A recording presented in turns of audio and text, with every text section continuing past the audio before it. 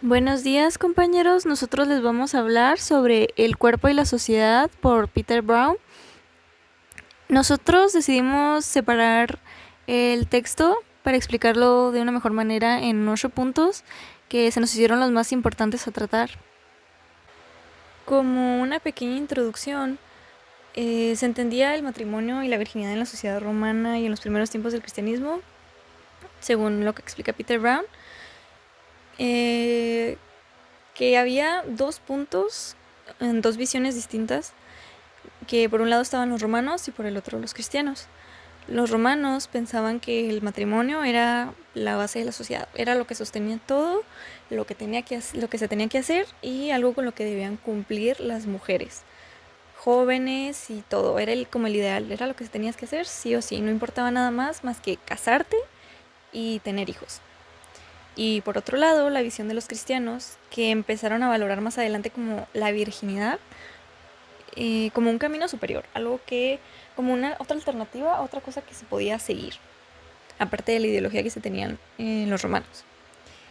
Y esto más que nada no era un simple debate religioso, sino que afectaba todo, la vida de las familias, de las familias, porque afectaba como que la idea de la construcción de todo, porque tenían muy en claro que tenían que ser una familia, tenían que tener hijos y esa era la imagen que tenían que dar. Entonces, los cristianos poner esta ideología afectaba completamente la estructura de las familias romanas. También de las mujeres jóvenes que crecían y su propósito, por así decirlo, su ideal era casarse. Era lo que tenían que hacer, casarse y tener hijos. Y también afectaba el orden de las ciudades, porque, o sea, todo se basaba en el matrimonio. Haz de cuenta que el matrimonio era lo central y todo lo demás giraba en torno a eso. Entonces afectaba mucho la estructura de las ciudades y de la forma en la que se hacían las cosas. Ahora les voy a explicar la importancia que tenía el matrimonio en Roma, que para empezar hay que entender que en Roma el matrimonio no era una opción privada o romántica o una opción, no tenía nada que ver con eso. No se casaban por amor, por atracción, por decisión, no por decisión, sino más que nada porque por gusto, sino que era más como algo que hacían automáticamente, era como cumplir con un deber, era lo que se esperaba y lo que tenían que hacer. Entonces era visto como la raíz de todo lo que mantenía vivo al imperio: las familias, la herencia, los hijos, el ejército, la agricultura e incluso también hasta la religión. Aquí puse un fragmento del texto que siento yo que habla de este tema y lo deja un poco más en claro, que dice: el hombre ha introducido una nueva doctrina, extravagante y destructiva para el género humano. Denigra el matrimonio, sí, el matrimonio, del que se puede decir que es el principio, la raíz y el origen de nuestra naturaleza. Las ciudades, los pueblos y la cultura han surgido gracias a él. En él se basa la agricultura, la navegación de los mares y todas las artesanías de este estado. Los tribunales, el ejército, el alto mando, la filosofía, la retórica y todo el enjambre zumbante de los retores. Lo que es más, del matrimonio proceden los templos y santuarios de nuestra tierra, los sacrificios, los rituales, las iniciaciones, los rezos y solemnes días de intercesión. Básicamente lo que nos quiere decir este fragmento, lo que nos da a entender, es que nos dice que para los romanos el matrimonio era absolutamente fundamental. Ellos pensaban que sin el matrimonio no había ni una sociedad, ni una cultura, ni una religión. Era lo que sostenía absolutamente todo el orden social. Como dije anteriormente, el matrimonio estaba en el centro y todo lo demás giraba en torno a él. Debido a eso, cualquier doctrina que despreciara el matrimonio se veía como algo peligroso o destructivo para la humanidad. No era algo que se viera como normal. Entonces era como que muy chocante a la hora de que llegó como la ideología de los cristianos, que empezaron a ver la virginidad como algo peligroso, que a continuación se los voy a explicar. Que ahora bien, con el cristianismo apareció una nueva idea, que la virginidad como virtud suprema era el centro de todo, al contrario de los romanos. Para los cristianos, ser virgen significaba pureza, entrega total a Dios y libertad espiritual. Pero en la mentalidad romana esto era extraño e incluso peligroso, porque no era algo que se viera normalmente. Entonces, como el propósito de las mujeres y de la sociedad en general era tener hijos y criarlos y dar ciudadanos a la ciudad, era el propósito. Entonces, cuando los cristianos llegaron y dieron esta ideología de promover la virginidad y la pureza, entrega total a Dios y libertad espiritual, los romanos lo vieron como una amenaza, como algo peligroso. Era como una interrupción del destino o propósito que tenía. Y atentaba contra todo, porque si se fomentaba la virginidad y eso se hacía, para ellos era como que no iba a haber ciudadanos. Al momento de no casarse, de no tener hijos, o sea, la ciudad iba a quedar vacía, no iba a haber ciudadanos y no iba a haber quien sustentara todo. Hay un texto que se me hizo que también tenía mucho que ver con esto, que estaba en la lectura, que dice: la virginidad no fue en absoluto una idea característica de la sociedad romana, sino una anomalía. Representaba la detención voluntaria de un proceso de crecimiento que, normalmente, habría conducido a una mujer desde la pubertad hasta el matrimonio y la maternidad. Los vírgenes fueron excepciones que confirmaron la norma, y el impacto de su presencia recordaba en todo momento que el destino normal de las mujeres era casarse y dar a luz. Este fragmento nos dice que la virginidad en Roma no era vista como algo normal, sino como una interrupción del destino natural de una mujer. Para ellos, la mujer debía pasar de la pubertad al matrimonio y luego a la maternidad. Era un proceso que sí o sí debían seguir. Así que, pues cuando una mujer elegía quedarse virgen, estaba rompiendo esa cadena natural, y por eso se consideraba raro e incluso hasta muy peligroso, porque cuestionaba el papel de la sociedad y que se esperaba de todas las mujeres. Hubo un caso en específico que se mencionaba en la lectura, que era el caso de Pablo y Tecla, que era un ejemplo perfecto de este tipo de conflicto en la historia entre los romanos y los cristianos, y que trata básicamente de que Tecla era una joven comprometida con un hombre llamado Tamiris, pero cuando escucha a Pablo predicar sobre la virginidad, decide no casarse y consagrarse a Dios. Esto provoca un escándalo, obviamente, porque rechazaba el matrimonio, que era visto como pues un deber social. Hay un fragmento del texto que explica más o menos esto, que dice: el prometido de Tecla, Tamiris, denunció a Pablo ante el gobernador. La doctrina que predicaba a Pablo, le dijo, era peligrosa para la ciudad entera. Este hombre persuade a las jóvenes a no casarse, que sea azotado, expulsado de la ciudad, apedrado. En este fragmento se muestra cómo la enseñanza de Pablo sobre la virginidad no se veía no solo como un asunto personal, sino como una amenaza pública para Tamiris y para la sociedad romana en general. Convencer a las mujeres de no casarse era como atacar directamente a las bases de la ciudad. Entonces, por esto se pedía que Pablo fuera castigado severamente.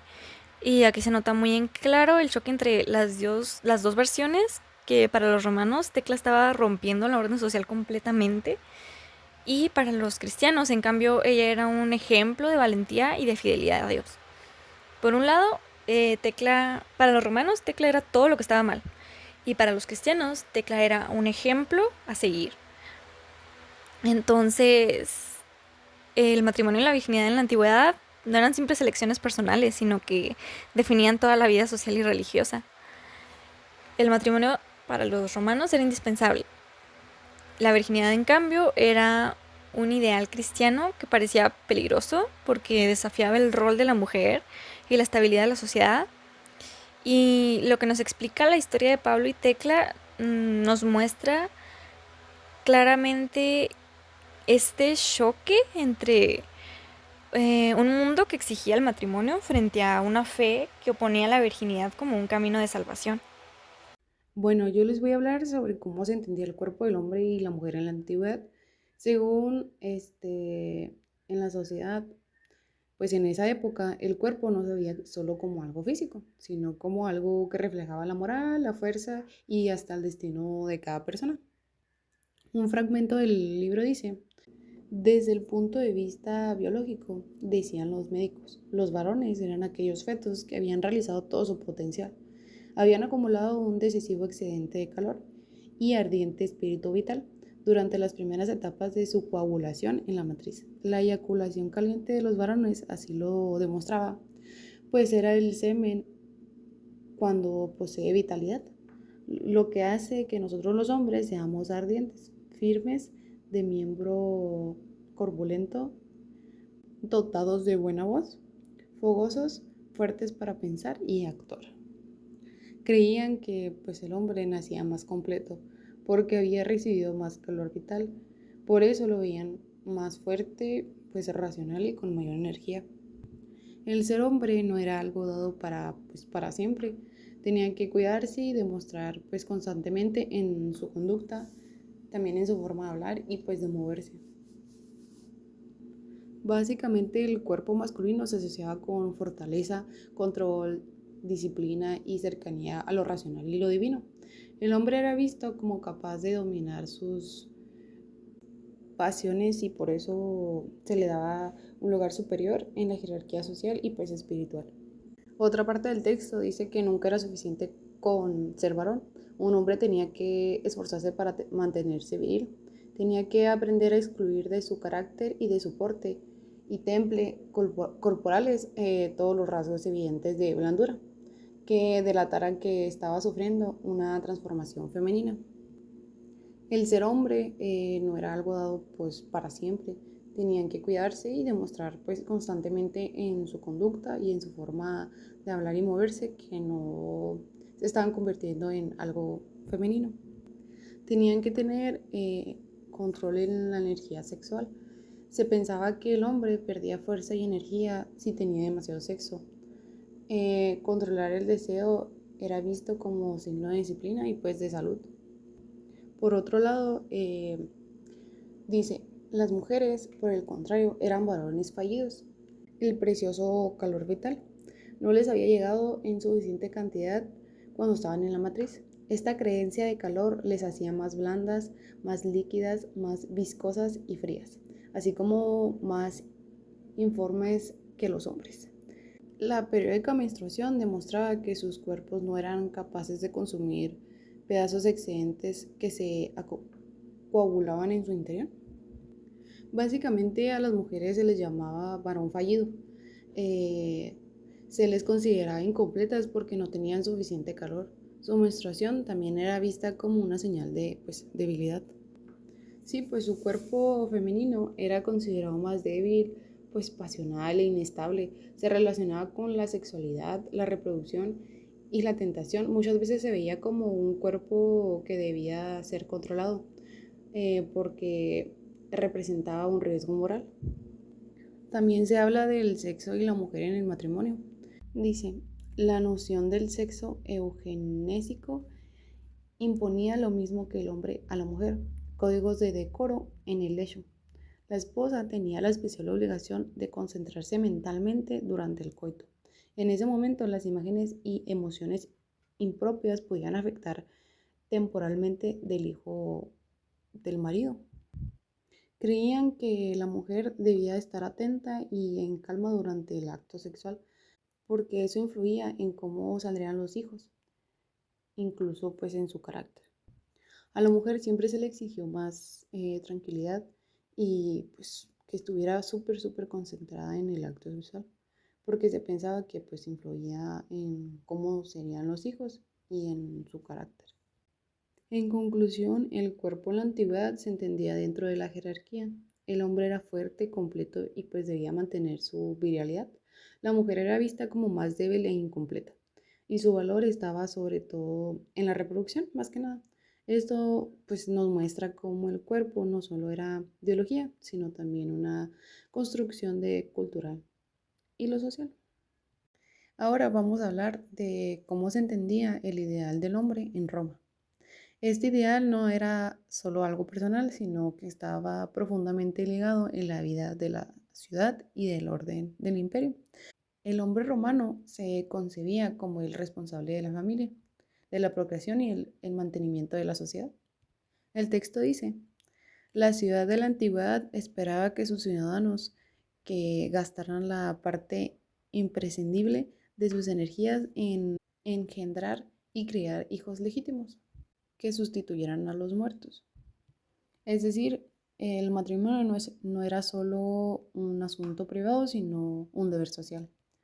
En Roma se esperaba que los hombres se casaran y tuvieran hijos legítimos.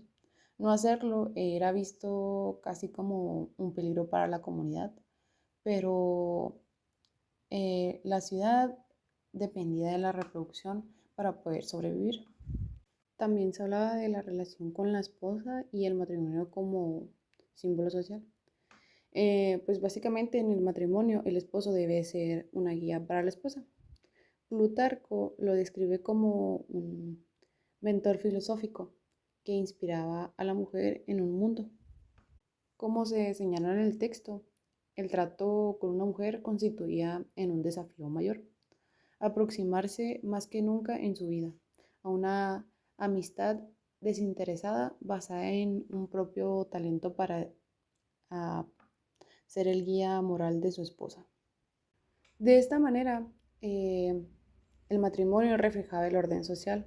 No se veía como unión de iguales, sino como un microcosmos de la ciudad. El libro dice, la pareja matrimonial no se presentaba tanto como una pareja de enamorados iguales, sino como microcosmos que garantizaba el orden social.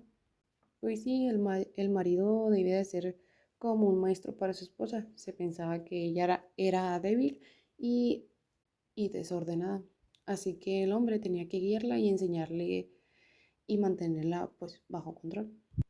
El autocontrol y el dominio de sí mismo, lo más importante para el hombre romano era controlar sus emociones, no perder la cabeza ni con la ira ni con los impulsos. Un buen hombre debía de gobernar con calma, ser justo y mantener su autoridad sin explotar en violencia irracional. También se menciona la virilidad como esfuerzo constante. Esto ya se había mencionado en el cuerpo en la antigüedad, pero dice, nunca era suficiente con ser varón, un hombre tenía que esforzarse para mantenerse viril. No bastaba con nacer hombre, había que mostrarlo todo el tiempo, ¿no? El ideal masculino pues era ser fuerte, firme y no caer en actitudes afeminadas. En otras palabras, un verdadero romano no debía cuidarse de no mostrar debilidad. Pues sí, el ideal del hombre romano era ser fuerte, disciplinado y guía pues de su familia. Su deber era casarse, tener hijos y controlar sus emociones y mantener el orden en su casa, porque se pensaba que de esa manera también garantizaba el orden en la ciudad. Así debería ser un hombre en Roma. No era solo una cuestión personal, sino un papel fundamental dentro pues, del imperio. Bueno, como siguiente tema yo les voy a hablar sobre el matrimonio como un símbolo político. En el texto nos dice que las relaciones con los esclavos eran casi sin excepción difíciles. No obstante, con las mujeres las cosas eran distintas. Crear un hogar con una esposa joven era considerado un ejercicio especialmente adecuado para apaciguar el autodominio y para, en último término, incorporar al propio mundo a un otro inferior. Así como decía el profe, sobre todo que la mujer estaba prácticamente vista y hecha para concebir. Así fueran de un alto, pues ricas o pobres, ¿no? Como las prostitutas y todo eso, estaban hechas para concebir. También nos dice que las muchachas griegas sobre todo solían casarse por ahí de los 20 años, con hombres que hubieran completado los estudios y fueran unos 5 años mayores que ellas. En cambio, en el mundo latino, al parecer los hombres se casaban incluso más tarde, incluso con las muchachitas podrían verse como si fueran sus hijas. Aquí Plutarco nos habla escribió preceptos conyugales para Poliano y Eurídice, que era una pareja, fue un regalo de bodas para Poliano y Eurídice, por ahí del año 100. En este aconsejaba e instruía cómo debían vivir en armonía el marido y la mujer, evitando aquello que degrade o afee el entendimiento y la convivencia. También dice que resolvía los problemas de jerarquía y de vinculación entre hombre y mujer mediante el expediente de convertir al marido en el mentor filosófico de la esposa. Plutarco le advertía a Poliano que las mujeres eran criaturas indisciplinadas, pero también exhortaba a Poliano a no rendirse. Poliano podría incorporar a Eurídice en su propio mundo grave. Ella debía comer con él y sus amigos, de lo contrario aprendería a atiborrarse cuando estuviera sola. Él debía compartir los mismos dioses que él, en lugar de aislarse con los poderes susurrantes que gobiernan las dependencias de las mujeres.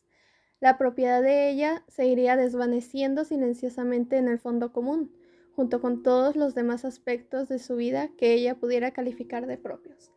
Aquí, a pesar de que actualmente lo que nos dice y vemos en preceptos conyugales no es muy bien visto actualmente, obviamente, pero para él era lo que se veía mejor o lo que se consideraba normal en el mundo que él vivía, ¿no? Ahí mismo en preceptos conyugales decía prácticamente en la sinopsis que él simplemente buscaba tomar en cuenta usos y costumbres considerados normales y corrientes en el mundo que le había tocado vivir, y con sus consejos buscaba simplemente evitar los prejuicios que estas costumbres puedan provocar en el alma de uno de los cónyuges o en el matrimonio. Actualmente puede verse como pues no muy bien, pero para él era la mejor manera de que la pareja pudiera entenderse y convivir, como podría decirse aquí ya sanamente. Pero pues en aquel tiempo. También se veía mucho que las novelas de esa época trataban el tema del amor a primera vista entre los jóvenes. Era lo mismo el héroe que la heroína, estaban representados igual y pasaban por pruebas espectaculares con el objetivo de conservar su castidad para el matrimonio. Se decía que era predestinado. También se veía mucho la diferencia entre la clase alta y la clase baja. Si no se podía ver que un príncipe se casara con, como decía ahí, con una pordiosera. No era muy bien visto. De hecho, no se veía en las novelas de esa época. También en esas mismas novelas se decía que las mujeres y las doncellas ricas se podían ver libres de soñar como conduciendo un carro por la ciudad, pero en cambio si se veía una mujer pobre soñando con eso, obviamente no haciendo eso, pero soñando con alcanzar esos objetivos, no se veía bien, y las pordioseras solo podían verse prácticamente siendo prostitutas. También nos habla que el hombre solo podía encontrar en su esposa algo que no podían confiarle en encontrar en los demás, que podían verse como iguales, que es la honradez. Aquí lo nombra como parresia, que es la franqueza que le podía dar la misma esposa. También se le veía a esa misma franqueza como algo muy raro y precioso, y también pues como una mercancía. que era difícil de encontrar. Esta solo se podía encontrar en dos figuras de autoridad políticas, que era en los filósofos y pues en la propia esposa. Dice que no debemos subestimar lo mucho que la necesidad de este tipo de intimidad pesaba sobre los hombres del mundo antiguo, porque en los sarcófagos de los romanos de aquel tiempo se ponía sobre todo como distintas virtudes que pasaron por la vida de ellos, como están las escenas de sacrificios que presentaban sus pietas, que era sobre todo el cumplimiento de sus deberes, ya sea con los dioses, sus padres, etc. También estaban las escenas de batalla y de la sumisión de los bárbaros, que representaban la virtud y la clemencia. Y se elige el momento del matrimonio para representar la virtud social y política, que era muy importante, y la virtud que era la concordia. Yo vi que era prácticamente la armonía. Dice, se esperaba del propio emperador que irradiara decoro matrimonial. En los modelos de discursos para celebraciones imperiales se aconsejaba al retor que agregase: gracias al emperador, los matrimonios son castos y los padres tienen legítima descendencia. A la dama que ha admirado y amado, ha hecho que también comparta su trono. En cuanto al resto de las mujeres, ni tan siquiera se ha dado por enterado de su existencia. Como se ve aquí, la esposa era no solo un símbolo político, pero pues se veía como pues casi como el ejemplo de lo que debería ser una pareja, un matrimonio, más que nada. Dice también que la pareja matrimonial no se presentaba tanto como una pareja de enamorados, sino como un microcosmos que garantizaba el orden social. También tenemos el sexo con moderación y reglas. Galeno admitía que era raro que los dioses hubieran decidido mantener la especie humana por medio de un placer tan vivo y tan poderosamente antisocial, pues el ejercicio de las partes genitales va acompañado de un grandísimo placer y un violento deseo precede a su uso. Pero tampoco era posible eludir este placer. Los hombres y mujeres de la antigüedad, con cuerpos absolutamente distintos de los de las personas de hoy, eran universos ardientes en cuyas venas, cuerpo y corazón latía el mismo calor y el mismo espíritu vital que brillaba en las estrellas. Hacer el amor era poner en ebullición la propia sangre, mientras el ardoroso espíritu vital se precipitaba por las venas, transformando la sangre en espuma blanquecina, que es el semen. Era un proceso en el que todo el cuerpo, la cavidad craneana, la médula espinal, los riñones y la región del bajo vientre entraba en juego, como un potente coro. Las partes genitales eran meros puntos de paso. Eran los desagües de la cafetera a presión que era el cuerpo humano. Era el cuerpo entero y no meramente los genitales, lo que hacía posible el orgasmo, en un único impacto de ambas partes. También dice que la mujer, que era la criatura más fría, supuestamente, debía aportarlo todo de sí misma para que su semilla se liberase en la matriz y abrazara la del marido. También debía sentir un poco después del momento en que eyaculaba el hombre, una sensación desacostumbrada y estremecedora. También dice que los hijos, preferentemente el varón, si se parecía a ambos era porque la unión fue muy profunda. También que la mujer debía, más que nada, pues que los dos fueran con esa fantasía, esas fantasías a la cama. sobre el gran calor, como se le llamaba, y con esa intención de concebir. Porque como se decía, el acto sexual no era, bueno, el coito, no era para el placer, era pues para concebir. También dice que se desaprobaba la actividad sexual frecuente porque hacía disminuir la fertilidad de la semilla del varón. Por lo tanto, las posibilidades de tener hijos eran muy escasas.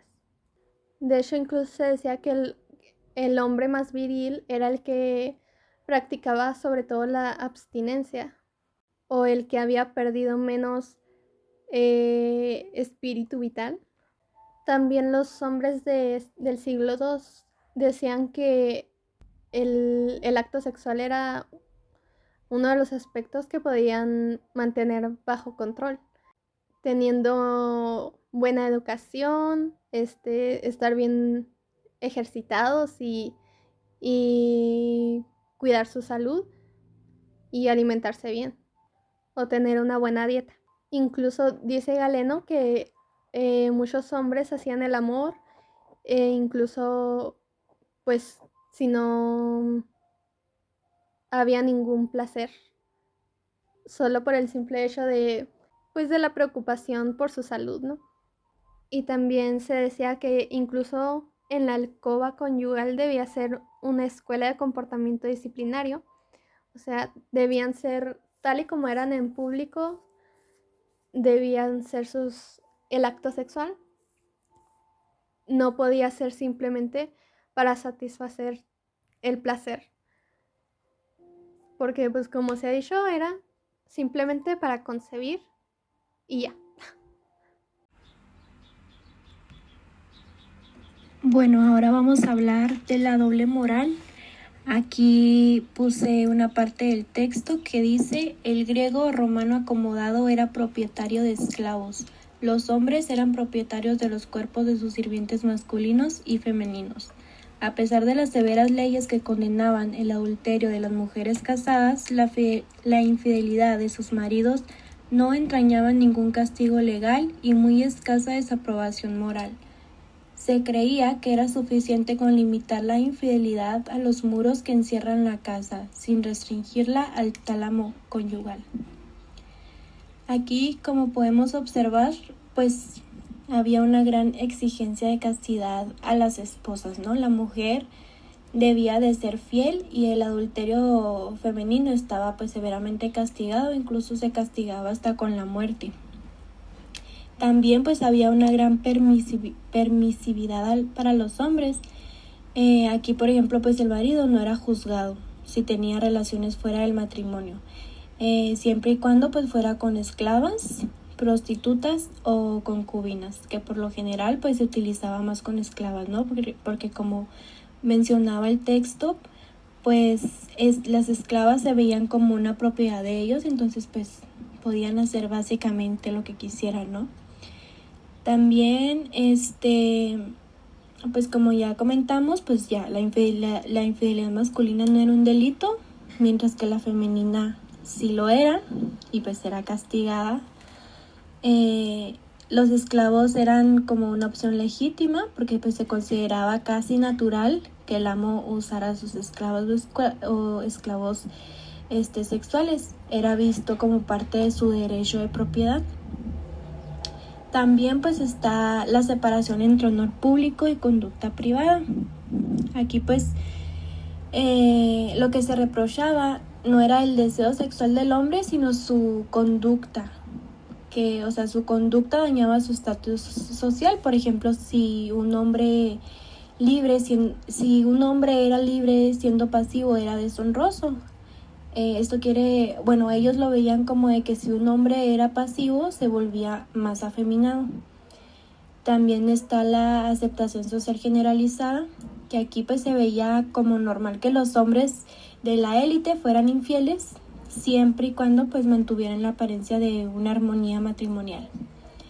Y luego, aunque los líderes cristianos pues criticaron esta doble moral, La práctica pues de los hombres más acomodados con las esclavas siguió existiendo por muchísimos siglos más.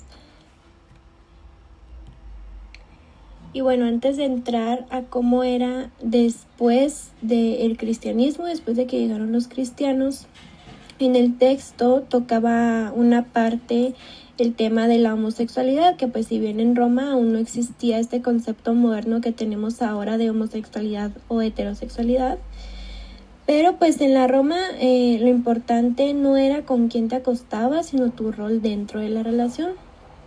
El ciudadano romano libre podía mantener relaciones sexuales con mujeres jóvenes, con esclavos varones o prostitutas sin que se viera afectado su honor, como ya lo habíamos comentado.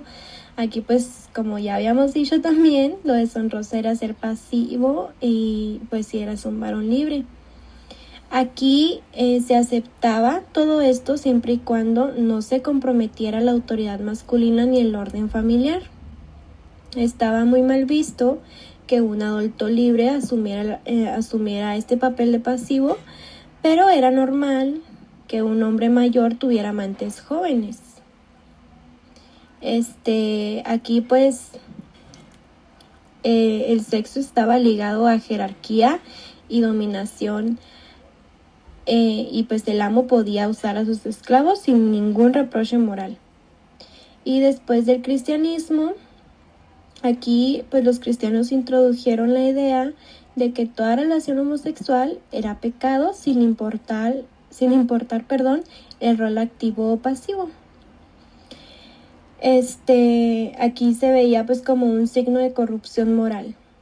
También pues dejó de ser una práctica aceptable según tu posición social y pasó a ser un tema de salvación o condenación eterna. También pues introdujeron leyes que castigaban la homosexualidad con pena de muerte al verla como un crimen. Y pues lo que antes era tolerado, si uno era activo, ahora pasó a estar igualmente prohibido para todos. El cristianismo promovió la fidelidad matrimonial y la continencia, lo cual pues dejó sin espacio socialmente aceptado para la homosexualidad. Entonces, como un pequeño resumen, pues en Roma pagana la homosexualidad era aceptada en ciertos contextos, ¿no? Mientras respetara la jerarquía social, el ciudadano libre debía ser activo, recuerden, no pasivo. Y con el cristianismo pues se transformó todo esto en un pecado universal y pues más tarde se hizo también un delito legal pues severamente castigado con la muerte. Ahora también otros puntos importantes que hubo respecto a cambios después del cristianismo fue que uno de ellos pues el matrimonio se volvió sagrado. Aquí pues ya no era solo un contrato social o familiar, sino una unión con valor religioso. También estaba la exigencia de fidelidad mutua. Aquí pues antes se esperaba castidad de la esposa, pero pues el hombre podía tener esclavas, ¿no? Y con el cristianismo la fidelidad fue una obligación para ambos, tanto para hombre como para mujer. También pues se vio el adulterio como pecado, dejó de ser solo un delito social y se consideró una ofensa contra Dios. Después está la restricción de la doble moral, que aquí pues aunque se persistió en la práctica, los líderes cristianos condenaron que se tolerara la infidelidad masculina con las esclavas. Y también hubo un énfasis en la continencia. Aquí pues surgió la idea de que la renuncia sexual, como pues la virginidad, podía ser un camino superior a la vida espiritual. Esto quiere decir que pues si te mantenías virgen eras más puro. Y también se tenía un mayor control sobre el cuerpo, ¿no? Pues aquí la sexualidad se integró en un ideal de disciplina moral y espiritual. O sea, aquí no solo tenías que tener relaciones como un deber social de procreación. Y pues por último, el modelo del matrimonio cristiano. Aquí se reforzó como símbolo de orden y armonía, que pues era el reflejo del vínculo entre Cristo y la Iglesia.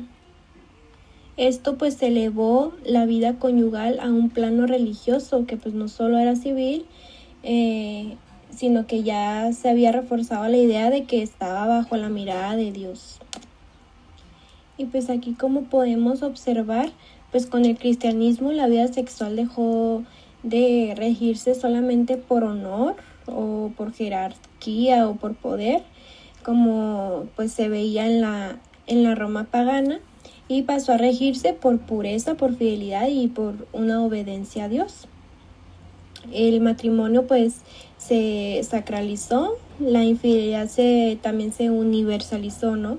Como un pecado para ambos sexos, y la castidad se convirtió en el ideal supremo. Otra cosa también importante que me gustaría comentar era que también el cuerpo se empezó a ver como un templo, ¿no? Ya se entendía que era el templo del Espíritu Santo. Entonces, si por ejemplo tenías relaciones sexuales fuera de lo permitido, no solo estabas fallando a tu pareja o a la sociedad, sino también estabas ofendiendo a Dios. Con esto pues también se puso la idea de tener una nueva disciplina del cuerpo. Aquí pues empezó a hablar de controlar los deseos, tenías que empezar a ayunar, a orar, a vigilar tus pensamientos. Todo esto porque pues lo que hacías con el cuerpo afectaba directamente tu vida con lo espiritual. Ahora también ya cada relación sexual debía estar dentro del matrimonio, porque era la única manera de que ese acto siguiera siendo digno del templo de Dios. Y como el cuerpo era un templo, mantenerlo virgen o sin usarlo sexualmente era considerado como lo más puro. Por eso las vírgenes consagradas o los monjes castos eran vistos casi como iglesias vivientes. Y pues con el cristianismo, pues el cuerpo ya no fue visto como un simple envase, como lo veían los romanos, de que podían hacer lo que quisieran con él. Y tampoco pues se veía ya como una herramienta social, sino como un espacio sagrado, como pues sí, el templo de Dios, ¿no? Entonces pues todo lo que hacías con él, desde comer, beber, tener sexo, incluso trabajar, debía reflejar que estabas cuidando el templo de Dios.